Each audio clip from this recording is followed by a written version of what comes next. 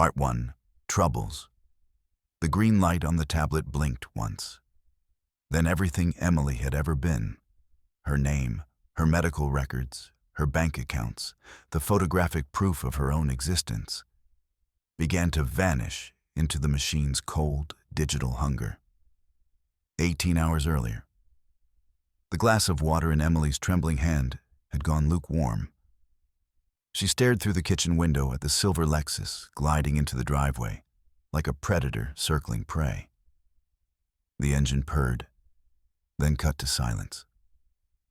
Outside, the suburban street lay still. Manicured lawns, white picket fences, the kind of neighborhood where nothing bad happened, because nothing real happened at all. Just the careful performance of normalcy, perpetually photographed and posted. Just the waiting. Emily's fingers, pale, marked with the small bruises of new motherhood, pressed against the cold quartz countertop. 10 weeks postpartum. 10 weeks of nights fragmenting into 2-hour intervals. 10 weeks of her body feeling like a borrowed thing, foreign and untrustworthy. The car door swung open. A heel clicked on asphalt. Sharp, precise, the sound of intention. Doris didn't knock. Emily heard the brass lock click, heavy, metallic, the kind of thunk that meant ownership. The door opened like a mouth swallowing. "The baby's crying, Emily." I could hear him from the curb. Doris stood in the kitchen doorway, still wearing her trench coat, beige silk lining visible at the lapels.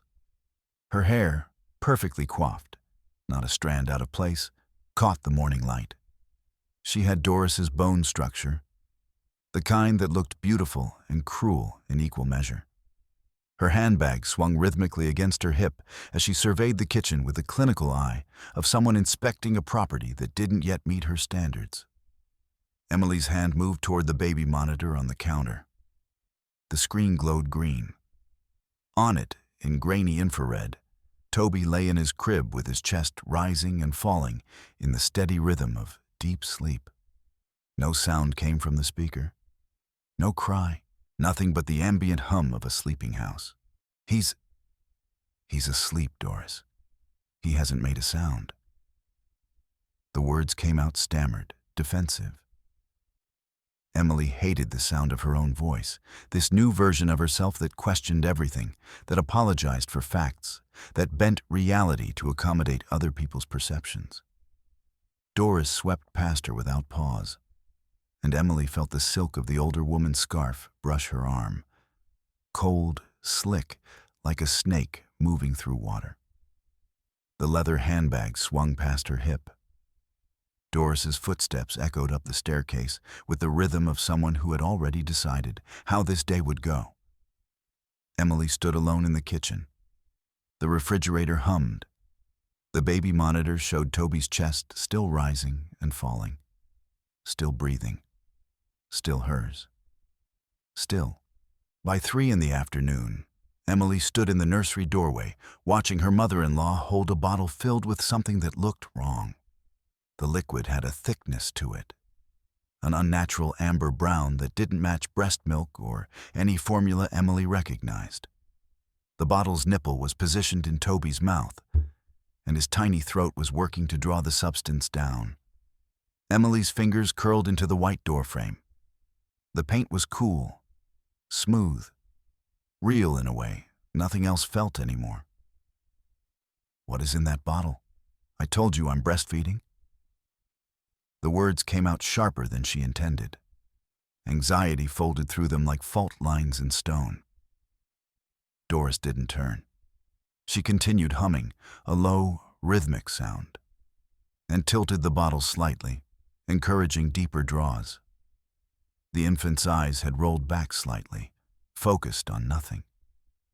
Emily lunged. Her sneakers squeaked on the hardwood. The sound was loud, ugly, a flag waving at something vast and indifferent. Her hand reached for the bottle just as Doris spun with shocking speed, her elbow rising, not defensive, but calculated, to meet Emily's sternum directly. The impact stopped everything. Air left Emily's lungs in a gasp that wasn't quite a scream. Doris's free hand pressed against her hip and shoved her backward. The edge of the changing table caught Emily below the ribs, and pain spiraled through her body, white-hot and disorienting. "You're hysterical, Emily. You're going to hurt him. Sit down." Doris's voice remained perfectly level. Clinical. The voice of someone stating a fact to a child who couldn't understand reason. She returned to the crib with the same measured movements she'd used before. No rush, no anger visible on her face. Just the continuation of what she'd already decided would happen. Emily slumped to the floor, her lungs working to remember how breathing functioned. The blue nightlight cast distorted shadows across the room, making everything look wrong, angles stretched, proportions shifted. She watched Doris slide the nipple back into the baby's mouth. Toby's eyes rolled back again as he began to drink with sudden greedy intensity, as if the taste had awakened something primal in him. The sucking sounds filled the room. Rhythmic, hungry. Not the weak pulls of a breastfed infant, but something more desperate, more animal. Emily's sobbing breath tried to match the rhythm of her son's swallowing, but couldn't quite find the pattern. Her hands shook, her vision blurred. Something fundamental had shifted in the room. Not just her daughter-in-law's willingness to use physical force, but something deeper. The recognition that her own perception of reality was no longer a reliable thing. She sat on the rug with her lungs burning. At 11:30 p.m., Emily's hand trembled on the brass doorknob of the guest bedroom. The shower ran from the ensuite, a steady white noise that provided both cover and deadline. She had maybe 10 minutes, maybe less. She slipped inside. The guest room was sterile in the way rooms were when no one was supposed to feel comfortable in them. Furniture arranged for function, not living. Everything in its place. Everything controlled. The photo album sat on the nightstand like an anomaly. Leather-bound, old. The kind of thing that didn't match Doris's otherwise minimalist aesthetic. Emily flipped it open. Her hands moved with the precision of someone who had already decided she was going to do this, who was past the point of hesitation. The pages hollowed out. The substance itself, paper and binding, had been excavated to create a cavity. Inside, sitting on a bed of aged pages, lay a slim black tablet. Emily lifted it. The moment her fingers touched the glass, the screen flared to life with a touch-sensitive eagerness that made her breath catch. 4 split screens materialized instantly. The nursery, the kitchen, the master bedroom, the front porch. Each feed rendered in high definition, each one showing the interior of her home in real time. The kitchen screen showed David standing motionless at the sink, his hands gripping the edge of the counter. He hadn't moved in what looked like hours. His eyes were focused on nothing. His chest rose and fell with mechanical regularity. Emily's fingers moved across the tablet screen without conscious decision. A folder labeled Vocal Override appeared. She tapped it. Commands scrolled into view with clinical precision. Emit frequency, 4 Hertz voice simulation. Mandy sleep deprivation cycle, neural distress protocol, isolation sequencing. She scrolled. There were hundreds of them. Years' worth of commands. Each one labeled with timestamps. Each one marked with a subject identifier. The shower water stopped. Emily's blood did something impossible. It ran cold despite the heat still radiating from her skin. Her thumb moved across the interface, searching, finding, opening. A notification banner slid across the screen in urgent red text. System security breach detected. Initiating asset liquidation in 30. Subject 02, Emily. Stress threshold reached. Commence phase 2. Subject 02. The numbers started counting down from 30 minutes. 29:58, 29:57. She was the experiment. They had been measuring her breaking point, calibrating the dose, pushing her toward some predetermined threshold. And now, something had triggered. Her discovery of the tablet, or perhaps something in Doris's carefully calibrated schedule. And the system was moving to the next phase. The bathroom door handle clicked open. Emily clutched the tablet to her chest and moved toward the window with movements that felt divorced from her body. She was watching herself act. She was no longer in control of what happened next. The glass sliding door exploded open, not shattered, but thrown with enough force to rattle in the frame. Emily's bare feet slapped wet grass, the cold shock of it cutting through panic for just a moment. The tablet pressed against her chest like a shield or a heart. Wind caught her nightgown and flapped it against her shins. The night air smelled like rain and earth and the distant burnt rubber smell of a suburban night. Doris appeared on the deck, wearing nothing but a bathrobe, her wet hair plastered to her skull, making her face look skeletal and wrongly proportioned. She didn't scream. She didn't call out. She simply descended the steps with predatory grace and caught Emily's hair, a fistful of it at the roots, and yanked. Emily's head snapped backward. The pain was so immediate and total that it overrode everything else. She was being pulled backward, her bare feet finding purchase in the wet grass, and then losing it. Doris's other hand wrapped around her waist, trying to pin her against the deck railing. "Give it to me, you ungrateful little bitch." The words were vicious, hissing out like steam. But underneath them was something else. Something that sounded almost pleased, as if this moment had been anticipated, as if Emily had finally confirmed something Doris had always suspected. Emily swung the tablet with both hands. The edge of the device connected with Doris's cheekbone, with a sound like a wet branch snapping. Blood misted the air, bright red droplets catching the moonlight. Doris staggered, her grip on Emily's hair releasing reflexively. Emily ran for the side gate. The latch was wet, slippery under her palms. She fumbled with it, gasping, and then vaulted over the wooden structure just as Doris's hand clawed at her ankle, catching the fabric of her nightgown. It tore with a sound like a scream. The orange glow of a streetlight illuminated the cul-de-sac beyond. Part 2. Double Trouble. Emily sat hunched on a plastic swing in the park, the chains creaking with each small shift of her weight. The tablet rested on her knees, its screen glowing in the darkness like a window into something impossible. She typed the password, her mother-in-law's maiden name, Lockwood, and felt a small click of revelation when the device unlocked. She had guessed right. She had been paying attention to the small details, the things that escaped notice, the little tells that indicated what mattered. The files opened like a conspiracy unfolding in reverse. A video file titled Contract David played with a grainy, amateur quality. Her husband sat across from Doris at what looked like a legal office. His shoulders hunched, his eyes hollow in a way she recognized but had never fully acknowledged. A document lay on the table between them. David's hand moved across it in signature. The audio was muffled but audible. "I'll do it. Just keep the debt collector's office." His voice. But not his voice. A version of it flattened by resignation, by necessity, by whatever leverage Doris held over him. Emily swiped to the next file. A blueprint of her house appeared on the screen.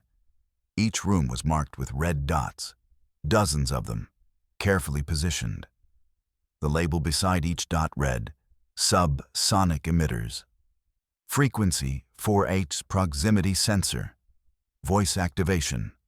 Neural distress protocol delivery system. The nursery had three devices designed to emit frequencies too low for conscious hearing, but high enough to activate the primitive structures of the brain. frequencies that induced anxiety, hallucinations, the particular flavor of madness that felt organic, that felt like it was coming from inside your own skull. The swing chain snapped. A sharp metallic crack echoed across the empty playground. The chain had been old, corroded by seasons of weather. It gave way suddenly, and Emily caught herself against the swing seat, her hands scraping plastic. She remained there, breathing hard, the tablet screen still glowing against her knee. The digital timer in the corner of the interface showed 28:14. 28:13. Time counting down to something automated. Something that would happen whether she intervened or not. Something that had already been set in motion by forces she didn't understand. A red banner appeared at the top of the screen. Asset liquidation in progress. $47,000 transferred to account 62883 estate. $91,000 transferred to account 62883 estate. $156,000 transferred. Her bank accounts, all of them, emptying. Emily stood and began walking toward the road that bordered the park. The tablet remained clutched against her stomach. Her nightgown hung in tatters, and her bare feet left dark prints on the sidewalk. She looked like something that had escaped from somewhere. She looked like she was real. A car was coming. Headlights rounded the distant corner. Emily stepped into the street and waved her arms. The headlights fixed on her, grew brighter, and then suddenly the vehicle was skidding to a halt with a screech of tires that sent gravel spraying across the pavement. The family SUV, their car, the vehicle that was supposed to be parked in the garage at home. The driver's side door swung open. David stumbled out. But the man who emerged from the car wasn't the person Emily had married. His eyes were hollow in a way that went beyond exhaustion. His movements were jerky, almost robotic. He focused on the tablet in her hands with an intensity that suggested everything else in the world had ceased to exist. "Give it to her, Emily. She'll stop the countdown. Just give it back." He lunged, his hands wrapped around her wrists, and he tried to press her backward against the hood of the SUV. The metal was still warm from the drive. His grip was strong, driven by something that felt less like human desperation and more like machine instruction. Emily drove her knee upward. It connected with soft tissue, and David's groan filled the night. She swung the tablet, catching him over the temple with the edge of the device. The glass cracked, a spiderweb pattern spreading across the screen. But the display remained illuminated, still counting down, still transferring funds, still recording. David crumpled to the asphalt. Emily stood over him, breathing hard. She looked at the cracked screen in her hands. The image was distorted now, but still readable. Phase 2, commencing. Subject, Eero 2, social isolation protocol. Phase 3, staged. Subject, Eero 2, asset liquidation, complete. Phase 4, pending. Subject, Zero 2, legal erasure. She didn't recognize this version of herself. The person standing in the road at 1 a.m, holding a broken tablet, having just struck down her own husband. But she also recognized that this version was necessary. That the person she had been before, the person who second-guessed herself, who apologized for her own perceptions, who accepted reality as it was presented to her, that person was already gone. Emily looked back at the unconscious man. Then she walked toward the house. Le Fragger Part 3. No way out. The living room was exactly as Emily remembered it, except for the fact that Doris was sitting in the wingback chair holding Toby, and the 65-inch television mounted on the wall displayed something that couldn't exist.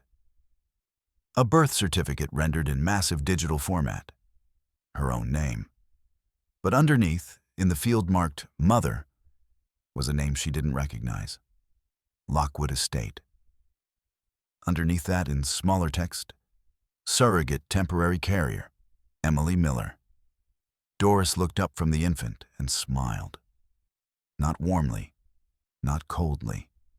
Absolutely neutrally, as if the curve of her lips was an automatic response, a programmed gesture that had nothing to do with what she actually felt. You were a perfect vessel, Emily. But vessels are replaceable. I have the eggs of 3 other candidates in the lab. The second tablet rested on Doris's lap, and her fingers moved across it with practiced precision. On the television screen, the image shifted. Files appeared, each one labeled with dates and subject numbers. Subject 01, Subject 02, Subject 03, Subject 04, Subject 05. Each one a person, or perhaps the ghost of a person, or perhaps something in between. Emily remained at the edge of the room. She couldn't move closer. Movement felt like it would cause something to fracture. "What have you done to him?" Emily asked. Her voice sounded like it belonged to someone else. "What did you give him?" "Your husband?" "David is fine. He'll be fine for perhaps another 18 months, until the secondary conditioning makes continued executive function difficult. Then he'll be archived with the other subjects who've completed their phases." Doris shifted the baby. "Not the baby," Emily's mind corrected. "Not hers, not ever hers." Into a more comfortable position, Toby slept, his face peaceful, innocent, completely unaware of what he represented. "This is an unusual case," Doris continued, speaking with the tone of someone lecturing. "Generally, subjects who discover the experiment too early have to be terminated. But you discovered it at exactly the right moment in the protocol. So I have permission to offer you a choice." Emily's phone, lying on the coffee table, began to vibrate. The screen flashed white, then black, then white again. A factory reset, initiated remotely from Doris's tablet. "In 5 minutes, you won't even have a social security number. You'll be a ghost in a nightgown. No bank accounts, no job history, no medical records, no photographic evidence. All of it being deleted, layer by layer, from every database that matters." The phone screen went completely white, then went dark. When it flickered back to life, it showed the standard default image, a generic background, empty and meaningless. "So here's your choice," Doris said, her voice taking on the measured quality of someone reading from a script. "You can try to run with that broken tablet. You can try to convince someone that you've been the subject of an elaborate technological experiment conducted by your own family. You can attempt to reclaim an identity that no longer has any legal existence. You will fail, of course, but you can try. Messily, desperately. For months or years, probably, until you simply break under the cognitive load of having no proof." Doris tapped another button on her tablet. "Or," she continued, "you can sign the agreement I'm about to display on that television, accept your position as a live-in care provider for the child, and receive your allocated stipend. You'll have a roof, you'll have food, you'll have a name again, not your original one, but a functional replacement. You'll have what amounts to a life, provided you accept its parameters." Emily looked at the television screen. Words began to scroll across it.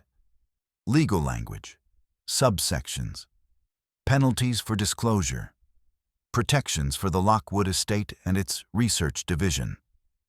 She felt the tablet still clutched in her right hand. The cracked screen glowed with a light that felt like the last real thing in the room. "There's no third option?" Emily asked. Doris smiled. "There is always a third option, but it's rarely one subjects choose. Shall I activate the live feed? Show you what happens to people who don't cooperate?" Emily looked at her own tablet screen. A red button labeled Broadcast sat in the bottom right corner of the interface. Her thumb hovered over it. "Actually," Emily said, "I think I'll take the broadcast option." She pressed down. The tablet screen changed instantly. A green circle appeared in the corner, Next to the words, recording, 12:47 viewers. Doris's eyes widened slightly, the first genuine human expression Emily had seen on her face. She lunged forward, but Emily was already moving, already holding the tablet higher, positioning it so that the camera could see the 65-inch television, could see the birth certificate, could see the baby in Doris's arms, could see everything. "They can all see you now," Emily said. Her voice was steady. Something had shifted. All 12,000 of them. And that number is going up. The police department has this feed on their portal. The FBI has been notified. The media outlets I embedded this into are probably already mobilizing. On the television screen, the split view had changed. It now showed Doris in the wingback chair, red alert banners flashing across the image. A live chat scrolled along the right side of the screen. "Is this real? Call the cops. She's holding a baby with a custody alert flag on it. This is Project Cerberus from that deep web forum. I'm recording this. Police incoming." Doris moved with sudden violence, lunging for the tablet. Emily stepped backward, maintaining distance, the camera position still capturing everything. She could see David in the kitchen feed, just waking up on the floor where he'd fallen, confusion moving across his face. She could see the front porch camera, still recording, capturing the moment when red and blue lights began to splash across the suburban street. "You've destroyed everything," Doris hissed. "Do you understand? You've destroyed everything, the estate, the research, 20 years of work." "No," Emily said. "I've preserved it. It's all being archived right now by hundreds of people. Copied, distributed. You made it immortal." Sirens were audible now, growing closer. Emily could see them approaching the house in the front porch feed, 2 police cruisers, moving with urgent precision. The green light continued recording. Part 4. Resolution. Blue and red light strobed through the windows, steady, rhythmic, the visual equivalent of a heartbeat. 2 officers led Doris out through the front door, the older woman's wrists enclosed in steel handcuffs. Her silk robe was cinched tight, but the dignity that had marked her movements before seemed to have evaporated. She was just a woman being led into a police car. Just someone who had made calculated decisions and failed to anticipate consequence. But before they reached the vehicle, she turned. Her eyes locked with Emily's, and she smiled. Not a grimace, not a snarl. An actual smile, warm and genuine, as if she were sharing a private joke with a close friend. "Did you really think I was Subject A01, Emily? I'm just a foster mother. We're all in the jar." The officers guided her into the back of the cruiser. The door closed with a heavy thunk. The car pulled away from the curb, its lights continuing their steady pulse as it disappeared around the corner. Emily stood on the porch, holding Toby. The infant had woken during the commotion, and his small body was tense against her chest, his heartbeat rapid and confused. Officers moved through the house, collecting evidence, photographing the modified tablet, recording the details of the illegal surveillance installation. One of them approached her, a woman in her 50s with careful eyes. "We're going to need your statement, and we'll need to have the child examined." "I understand," Emily said. The officer paused, studying her. Are you okay?" Emily looked at the question as if it were a foreign language. She looked at the tablet still held in her other hand. She looked at the child in her arms. She looked at the suburban house that had become a laboratory without her knowledge or consent. She opened the tablet one final time. The interface was still recording, still broadcasting to thousands of people.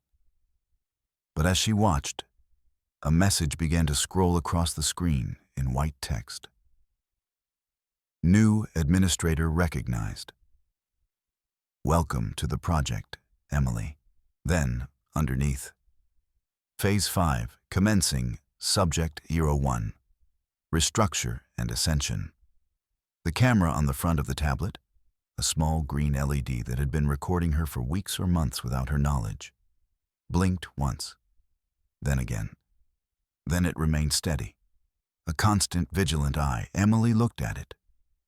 She looked at the police officer. She looked at the child she had carried to term but would never own, never truly have, never be allowed to grieve the loss of. She walked into the house and set the tablet down on the kitchen counter. She left it recording. She left it broadcasting. She left it exactly where it was, documenting everything that would happen next. Then she went upstairs. In the master bedroom, she found an empty suitcase in the closet. She opened it and began to pack. Methodically, without hurry, without the kind of desperate energy that had driven her movements for the past hours. She packed the only clothing of hers that she recognized. She packed nothing sentimental. She packed nothing that mattered. When she came back down, the officer was still standing in the kitchen, speaking into a radio. She looked at Emily in the suitcase and seemed to understand something without being told. "Where are you going?" the officer asked. "I don't know," Emily said. "But it's going to be away from here." She walked toward the front door. The officer didn't stop her. Perhaps she understood. Perhaps she had seen enough to know that some people couldn't be helped, only relocated. Some people were too damaged by the machinery of their own extraction to reassemble into functional shape within the system that had broken them. The cold leather of the suitcase handle. Emily's footsteps on the hardwood floor, sharp and rhythmic. The sound of movement carrying intention. The front door framed solid against her shoulder as she pushed it open. The night air, cool, clean, the kind of air that existed outside systems and protocols and apparatus. The door closing behind her with a heavy, final click. One breath. Then the elevator bell in her memory. A chime from somewhere else, sometime else. A different life that had belonged to a different person. Emily took the first step away from the house. She didn't look back. The street lights of the cul-de-sac cast their predetermined pools of orange illumination. Emily walked through them, emerged from them, walked through them again.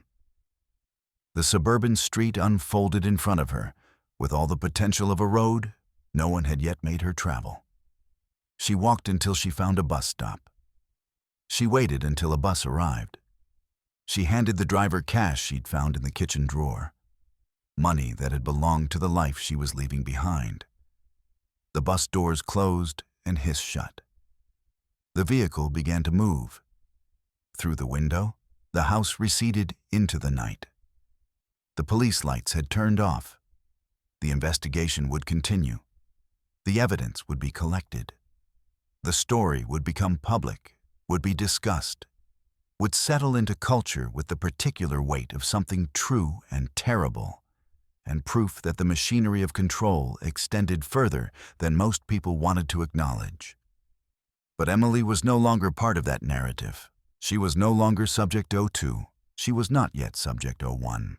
She was simply a woman on a bus at 2 a.m, holding an empty suitcase and whatever remained of herself when everything else had been systematically dismantled. Outside the window, the world moved past. Generic houses, sleeping neighborhoods, the ordinary suburban landscape that contained within it 100 laboratories, 1,000 experiments, countless invisible apparatus running their protocols on people who would never know they were being measured. Emily closed her eyes. She did not sleep. She simply sat in the darkness and allowed the motion of the bus to carry her toward something unmeasured, unrecorded, uncontrolled. The vehicle turned a corner. The house disappeared completely from view. The city ahead was unformed still, just the distant glow of downtown lights against an indifferent sky. The bus drove on through the night, carrying her toward nothing in particular, toward the nowhere that felt like the only real place left to go.